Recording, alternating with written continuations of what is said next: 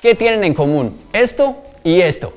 Que los dos tienen cuadritos con información y que en los crucigramas, por ahí en alguna de sus enigmáticas palabras, siempre aparece algún elemento de la tabla periódica. Si no me cree, fíjese y verá.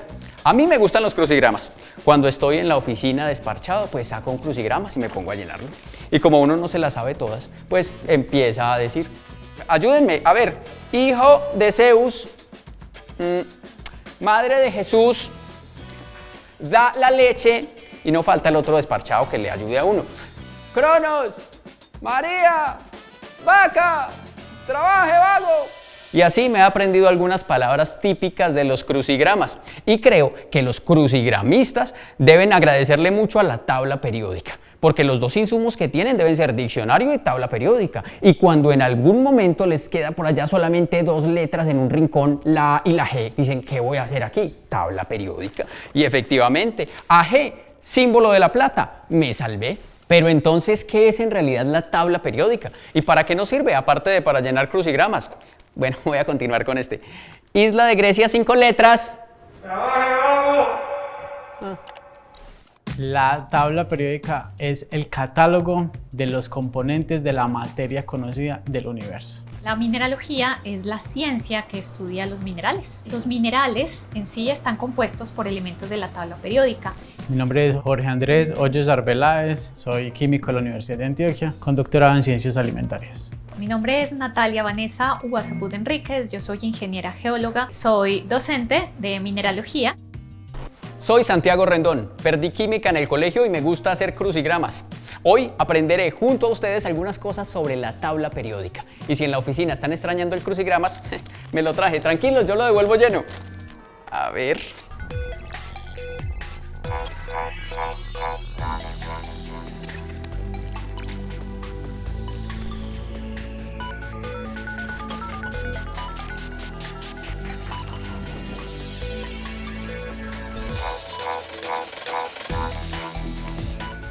Los elementos de la tabla periódica están aquí en esta tabla y aquí en este crucigrama, pero además de estar escritos aquí, ¿en qué otros lugares se pueden encontrar en realidad los elementos de la tabla periódica? ¿En qué parte o en qué cosas del mundo o incluso del universo se pueden encontrar? Todo lo que nos rodea, todo lo que vemos, está conformado por sustancias que a su vez están conformadas por elementos que se encuentran en la tabla periódica. En una colección de minerales se puede resumir toda la composición del planeta Tierra. Aquí está todo lo que nosotros utilizamos en nuestra cotidianidad, tanto en los elementos de tecnología como hasta en los elementos de aseo o en lo que comemos. Existen entonces dos tipos de elementos en la tabla periódica. Los naturales, que se encuentran normalmente en la naturaleza o en el espacio. Ahí podemos encontrar, por ejemplo, el oro, la plata, el cobre, el grafito, que es carbono, y el diamante, que también es carbono, pero en diferente organización estructural o estructura atómica. Maravillosa información. O sea que un diamante y un lápiz son lo mismo. Ambos son carbono. Por ejemplo, si usted se quiere declarar y le falta presupuesto, utilice el lápiz de grafito. Haga un ramillete de lápices de grafito como este y llegue donde su futura esposa y le dice, amor, quiero que te cases conmigo, por eso te traje este ramillete de lápices de grafito. Y ella, ¡ay! Pero yo quería diamantes. Pero es que son casi lo mismo, ambos son carbono. Lo que pasa es que tienen diferente estructura cristalina. No es que yo sea tacaño. Además, con estos puedes dibujar los diamantes que quieras. Los lápices de grafito y los diamantes están compuestos por el mismo elemento natural, el carbono. ¿Cuáles es que son los otros? Y los que son sintetizados en el laboratorio a través de técnicas más que todo físicas. En la tabla periódica actualmente hay 118 elementos, 92 que se encuentran de forma natural y el resto que son sintéticos. La tabla periódica se divide en columnas y en filas. Las columnas las conocemos como grupos y las filas como periodos y se numeran con números latinos. La tabla periódica nos dice de la naturaleza qué elementos conforman la materia conocida y los separa de acuerdo a su estado, que puede ser líquido, sólido, gaseoso. La clasificación de los minerales obedece al orden de la tabla periódica, porque antes a los minerales se los clasificaba teniendo en cuenta era su color o teniendo en cuenta algunas de sus propiedades. A excepción de los gases nobles, quizás podemos encontrar casi toda la tabla periódica en una colección de minerales. Tenemos los gases nobles, que son elementos que no reaccionan con otros elementos, que se conocen como elementos inertes. Helio, neón, criptón, xenón, radón. Apenas hasta ahora sé que los gases nobles no reaccionan ante otro tipo de elementos. Por fin me entero de qué quería decir el chiste que contaba siempre mi primo, el que estudiaba química. Dice que aquí había una fiesta con todos los elementos de la tabla periódica. Y llegaron y ¡pum!, le pegaron a helio y a criptón. Pero ellos no hicieron nada. ¿Saben por qué? Que porque eran nobles. Pues, o sea, gases nobles, ¿no? Entonces, como los gases nobles no reaccionan ante los otros elementos. Bueno, ¿sí me entendieron? Tenemos esta columna de la izquierda donde están los elementos metálicos. Esta sección se conoce como no metales, elementos de transición. Los elementos de transición son 40 metales, caracterizados por lograr estabilidad por sí mismos sin necesidad de reacción con otro elemento. En ellos ocurre un fenómeno conocido como transición electrónica. Tierras raras o lantánidos y actínidos. Aquí tenemos algunos minerales de la familia de los fosfatos. Uno de esos minerales que llama mucho la atención es la monacita. Es un fosfato de tierras raras. Tiene las tierras raras que uno quiera. Por ejemplo, torio, tiene cesio, tener lantano. Entonces son minerales muy raritos y aparte de eso son minerales radioactivos que hay que tener mucho cuidado con ellos. La monacita es radioactiva y la Mona Lisa es una pintura. Y la Mona Lisa no tiene nada que ver con el tema de hoy. O bueno, habría que ver, porque estamos rodeados de los elementos de la tabla. Por ejemplo, los pintores del Renacimiento utilizaban el color azul sacado del pigmento de la piedra lapislázuli.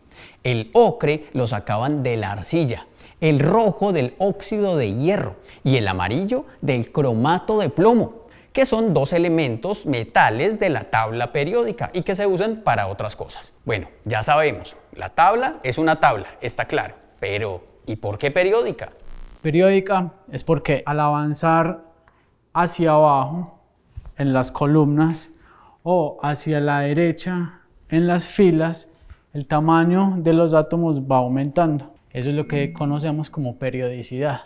Sí, buenas tardes, vengo por el trabajo de químico. Muy bien, ¿y cómo te llamas? Sodio, carbono, hidrógeno, oxígeno. ¿Cómo? Nacho. Nacho, así me dicen de cariño. Contratado. Muy bien. Si no lo entendieron, pues entonces busquen en la tabla periódica, hay sección chistes químicos. Y mientras tanto, los dejo con otra inquietud. El modelo de la tabla periódica actual está basado en la propuesta de un científico de ¿qué nacionalidad? ¿Estadounidense, alemana o rusa? Yo creo que debe ser un estadounidense con papá alemán y mamá rusa. Bueno, no sé.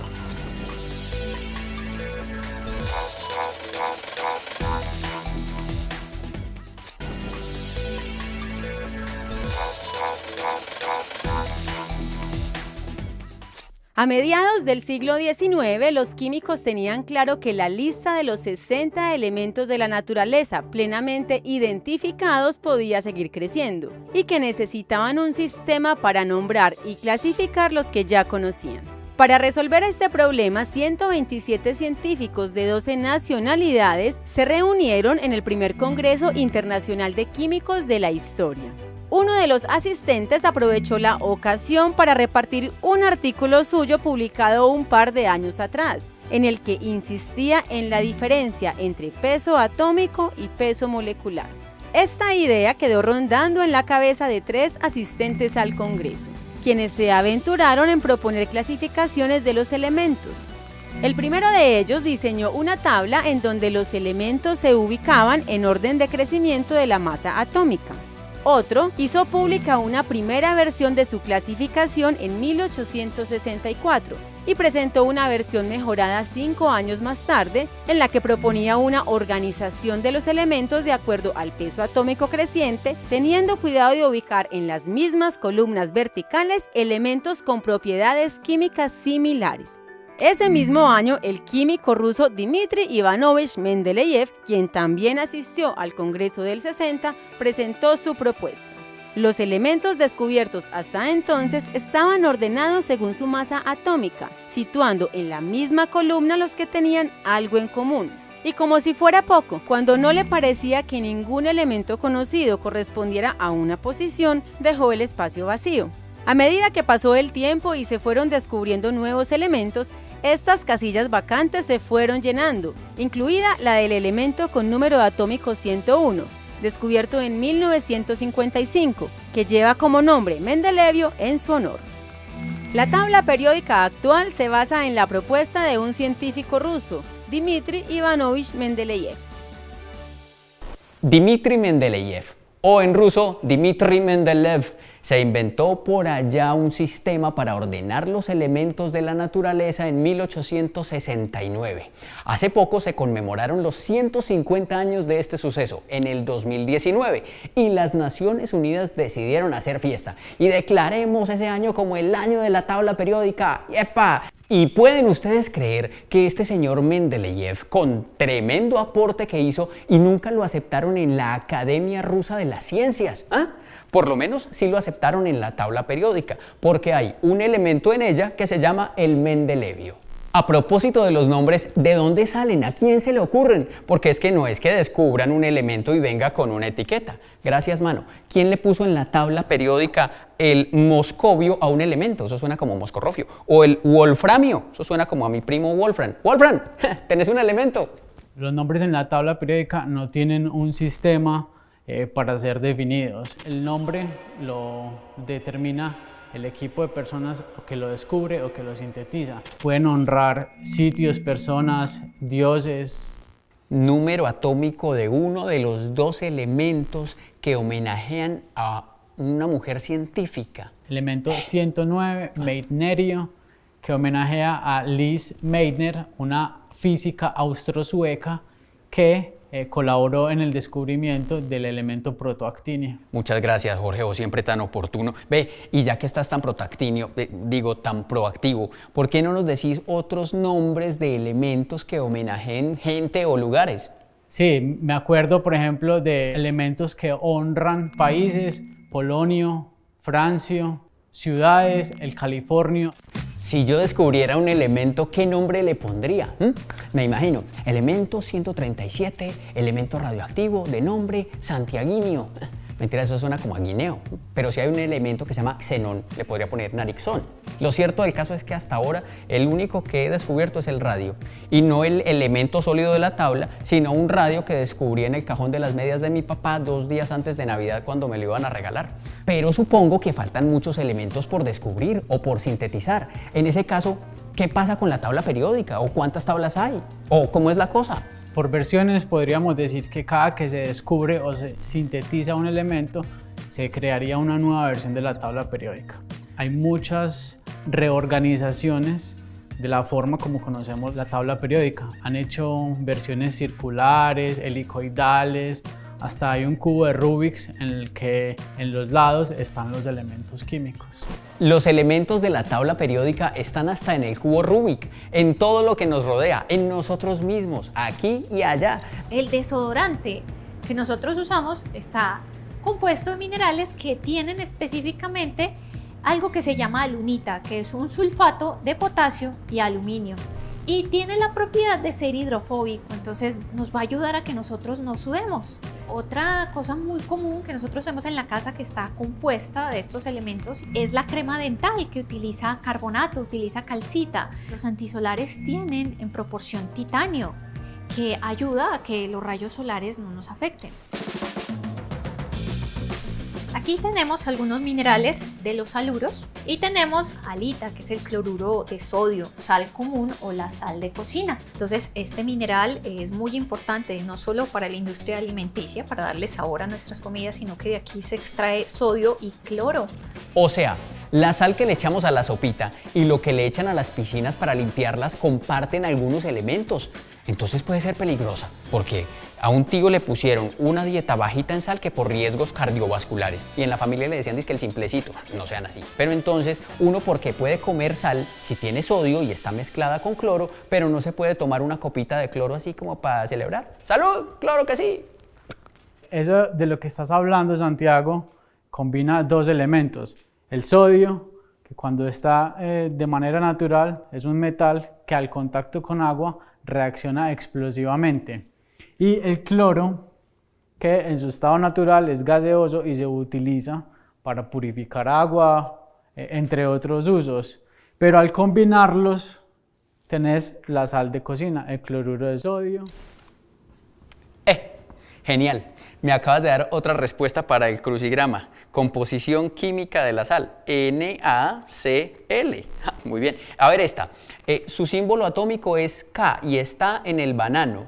Ese está fácil, potasio. Qué bueno llenar crucigramas con vos. Potasio. Perfecto. Mientras avanzo con el crucigrama, los dejo con una inquietud. ¿Qué tienen en común el papel de lija y las joyas de granate? Y ahí mientras van pensando, los dejo con el sulfuro de arsénico, muy utilizado en la fabricación de vidrio, semiconductores eléctricos y muy útil en la industria de los juegos pirotécnicos.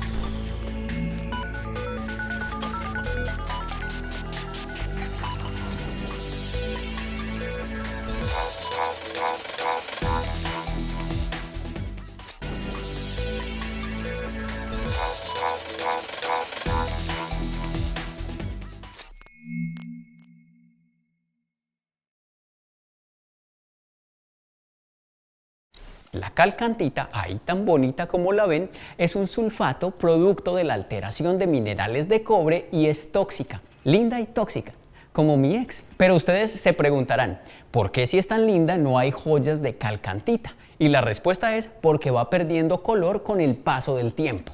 Esta es la fórmula de la calcantita. Sé que tiene cobre porque dice Cu. Cobre tiene como número atómico el 29, es un metal que sirve para hacer ollas y cables y que si se sulfata se convierte en calcantita. Pero en este momento, más allá de la utilidad del cobre, me interesa saber qué información de los elementos está en estos cuadritos. Presenta unos datos genéricos que son el símbolo que representa el elemento, el nombre, el número atómico que lo ubica en la tabla periódica y el peso atómico. La posición de los elementos de la tabla dentro de la tabla periódica no es al azar, depende del número de electrones que va a estar relacionado con el número atómico y van a estar organizados en orden ascendente. Por ejemplo, el hidrógeno solamente tiene un electrón y va a estar ubicado al extremo izquierdo de la tabla periódica. El hidrógeno tiene menos electrones que el litio, que a su vez tiene menos electrones que el sodio. Y así seguimos sucesivamente hasta llegar al número 118, que es el último elemento sintetizado. El cuarzo está compuesto por sílice y oxígeno. Sin embargo, a veces en su estructura pueden entrar otros elementos, como el hierro, puede entrar el litio, y esto hace que, por ejemplo, en algunos casos el mineral cambie de color, obteniendo las diferentes variedades, como por ejemplo esta que es el cuarzo variedad amatista y que es una gema semipreciosa. Bueno, aquí tenemos otro mineral que es muy bonito, es un granate. Ellos son silicatos de aluminio, calcio, hierro, pueden tener una fórmula que combina estos elementos químicos y pues son gemas semipreciosas, pero también que ellos tienen una dureza muy alta, es decir, son resistentes a la abrasión en su superficie y con ellos, por ejemplo, se hacen abrasivos como las lijas. En términos de tabla periódica, la gente andaba en el cuello con silicio, oxígeno y plata. No en el bolsillo, sino en el cuello, que era donde se colgaban el cuarzo. Para mí el cuarzo es muy parecido a la piedra de halita que vimos ahorita. Hay unas que se parecen mucho y otras no tanto, Cucho. Bueno, pero ya dejemos la rima. Usted, yo creo que tiene buen ojo, ya está entrenada y además de eso, con los letreritos, pues sabe diferenciar. Pero uno, ¿cómo hace para diferenciar un mineral del otro? Que no vaya a ser que uno vaya a regalar cuarzo, termine regalando alita y se le deshaga esa roca de sal a la muchacha. O los reconoce a simple vista. Y a veces nos preguntamos, bueno, ¿cómo sabemos cuál es cuál?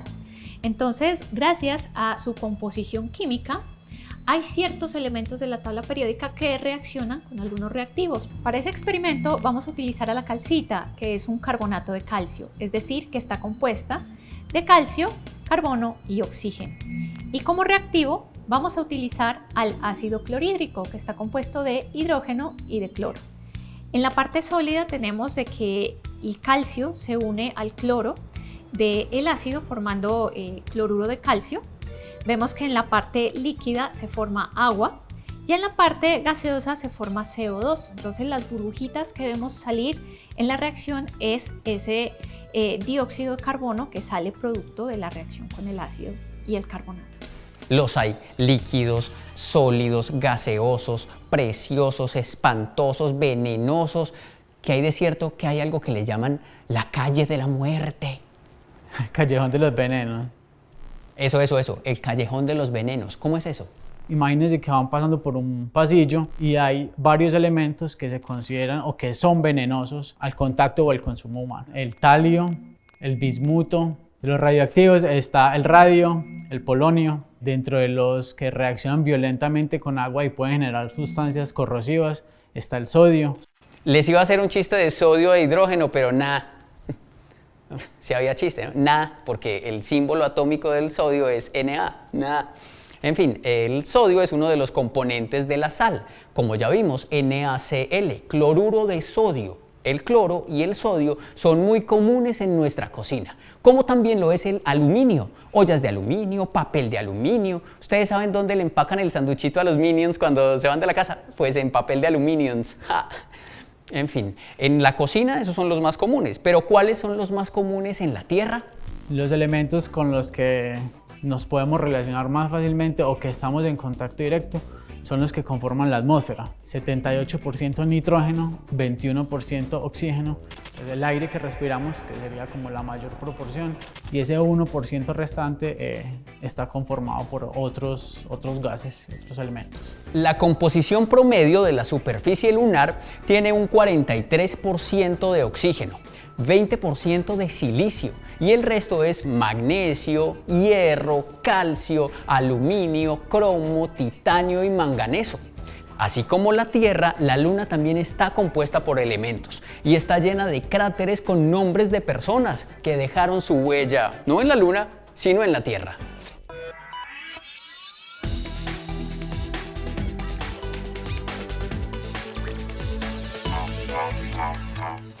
Hoy vine hasta la Luna para presentarles el cráter Berzelius, que lleva su nombre en homenaje al químico sueco Jöns Jacob Berzelius, que fue el que descubrió los elementos torio, cerio y selenio, y además fue el primero en aislar el circonio, silicio y titanio. Y como si fuera poco, ayudó a perfeccionar la tabla de pesos atómicos publicada por John Dalton. John Dalton fue un científico británico que también tiene su cráter en la Luna por sus teorías atómicas. Y adivinen qué, era daltónico, de ahí el nombre de daltonismo, cosa que no le impidió presentar sus teorías que sirvieron de sustento para la química moderna. Los cráteres Berzelius y Dalton llevan sus nombres por personas que tuvieron ideas geniales, se atrevieron a pensar diferente y pusieron la ciencia al servicio de la humanidad. Crear tiene ingenio, la ciencia, la tecnología y la innovación detrás de lo que perciben nuestros sentidos.